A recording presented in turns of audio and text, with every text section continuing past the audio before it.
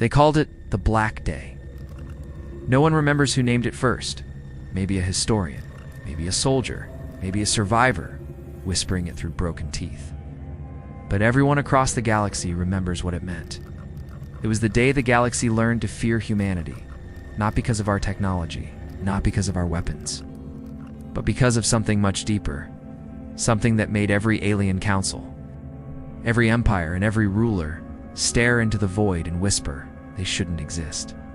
For centuries, humans were background noise in the grand galactic order, a primitive species from the third planet of a yellow star.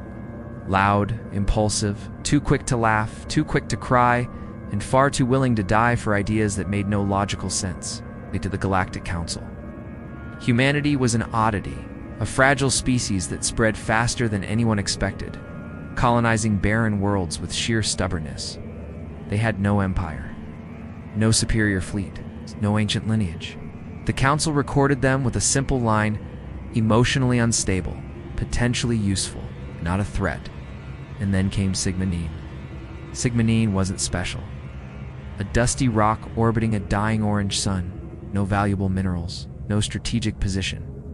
Just one of 100 tiny outposts humanity called home. But to the 43,000 people who lived there, it was everything. Children were born under its copper skies. Couples danced under its faint auroras. Armors grew food in domes that rattled with every dust storm. Sigma-9 wasn't paradise, but it was theirs, until the day the sky turned black. The Threx Dominion were ancient, older than human civilization itself. A species of conquerors, their empire spanned hundreds of systems. To them, war wasn't chaos, it was mathematics. When the Threx saw Sigma-9, they didn't see people, they saw unclaimed territory. They sent no warning, no negotiation, no threat, just a fleet. Massive, cold, perfect. The first human who saw them was a boy 12 years old, gazing through his telescope. He ran to his mother, shouting about new stars in the sky. By the time she looked, the stars were moving. When the Threx descended, the surface burned. Cities vanished beneath blue-white plasma.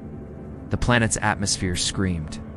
The distress beacon activated automatically, broadcasting one repeating phrase across human space: Sigma-9 is under attack. Request immediate assistance.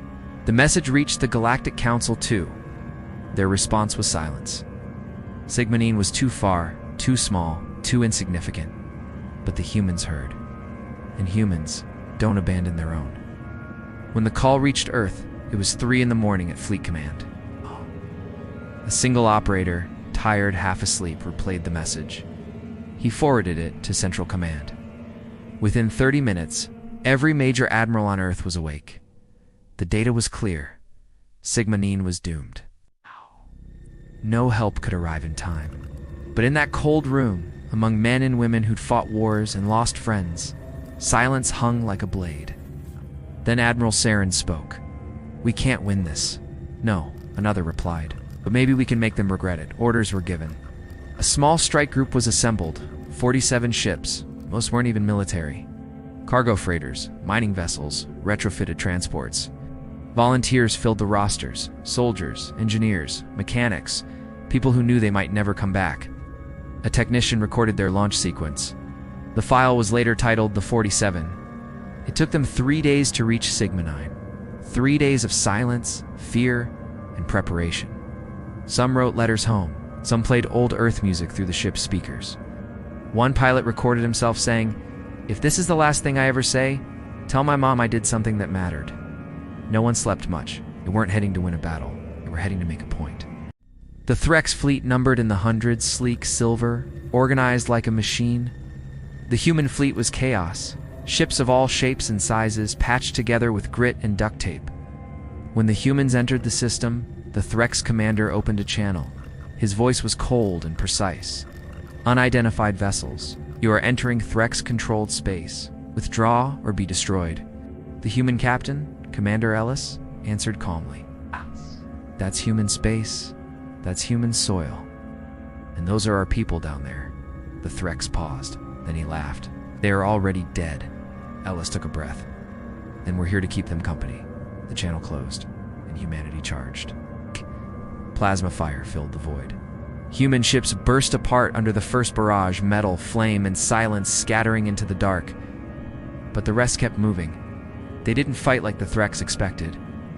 They didn't retreat. They didn't follow formation. They attacked like madmen.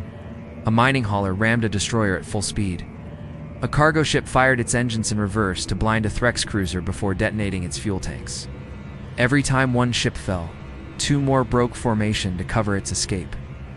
The Threx began to panic. They'd fought disciplined enemies before, but never this. Never creatures who smiled through terror, never a fleet that turned suicide into a weapon. For 37 hours, the battle raged. Not a single human ship withdrew. When they ran out of ammunition, they rammed. When they lost shields, they used debris as cover. Their engines died, they detonated. On the 37th hour, the final human ship, the Raven, was crippled. Engines gone, weapons silent. Commander Ellis sat in the dark, bleeding from a wound across his head, watching the Threx ships scatter. He opened the comms one last time. If anyone hears this, tell them we held the line. Tell them we didn't run. And then the Raven's reactor went critical. A final light, brighter than a sunrise, washed over Sigma 9, and then there was silence. That message, that final sentence, echoed across the galaxy. Every species heard it. Every council replayed it. And across the stars, leaders whispered, if 47 human ships could do that, what happens when humanity sends 4,000? The Threx Dominion didn't wait to find out. They retreated from every human border within the month. No reason given, no declaration, just fear. They'd seen something they couldn't understand, a species that faced extinction and charged toward it anyway. Months later, humanity returned to Sigma 9. There was nothing left but dust and ruins. Yet in the center of the old capital, a small beacon still blinked. The words engraved on it read, "We held the line." They rebuilt Sigma 9 stone by stone, not as a fortress, but as a memorial, a place of flowers, names, and silence. Every year, on the day the battle began, ships across human space dimmed their lights for 37 seconds. 1 second for every hour those 47 ships fought. The galaxy learned something that day. Humans don't fight for conquest. They don't fight for power or territory. They fight for each other. And when you take that from them, you awaken something ancient, something primal, something that doesn't stop until the stars burn out. That's why the galaxy fears humanity. Not because we're fearless. We're not. We're terrified of loss, of pain, of death. But we fight anyway, and that's what makes us dangerous. The day humanity scared the galaxy wasn't about victory. It was about love, about sacrifice, about a species that refuses to let go. Maybe that's what makes us human. Thank you for watching. Like, share, and subscribe for more stories like this.